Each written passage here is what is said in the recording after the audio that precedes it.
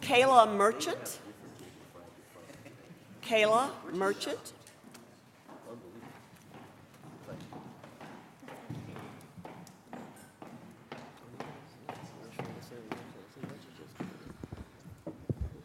Good evening, Commissioners. Good evening. I am a 10-year Southside resident, currently living in Southern Orchards. I'm also a former Southside Area Commissioner and the former president of the Schumacher Place Civic Association. By day, I'm a compliance and ethics officer for a privately held company. Today, I'm here to say that for far too long, city leadership has remained silent on the issue of questionable or, in many instances, immoral actions by officers within CPD. De-escalation tactics, implicit bias training, diversity recruitment, etc. These are good things to have, and they're steps in the right direction. But the fact is, we need a cultural change within our police force.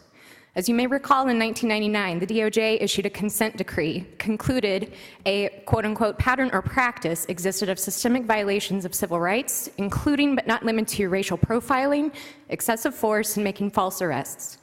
These civil rights violations were found to have predominantly occurred against Black people, young women, and poor white people.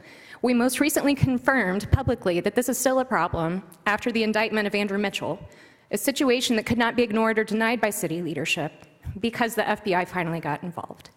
Regardless of the recent history, the toxic culture still persists.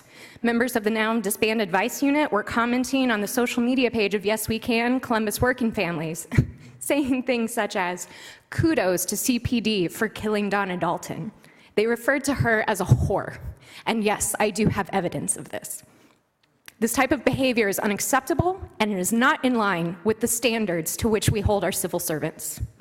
When I reported an instance of stalking connected to a civil protection order I had taken out against a former partner, my initial police report was conveniently lost by CPD.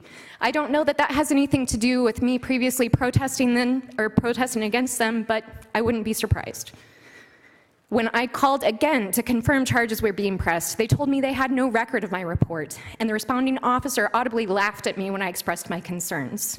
The city prosecutor's office also had no explanation for how my paperwork had got hung up, as they put it. So who are we protecting and who are we serving? I ask you for the following. 1, hire a Black chief of police from outside the city of Columbus, from outside the state of Ohio. They are corrupt, and we are done. 2, implement a citizens review board by the end of 2020 at the absolute latest. We have been requiring it, demanding it, requesting it for years. This goes back to at least 1979. 3, require a morality clause be placed in the contract with the FOP by which all officers must abide. This is not up for debate. Major corporations have morality clauses for their CEOs. Why are we not holding our police officers to the exact same standards that we are holding these billionaires? 4, create a position for compliance and ethics. Create a compliance and ethics officer's position that would be independent of the FOP contract.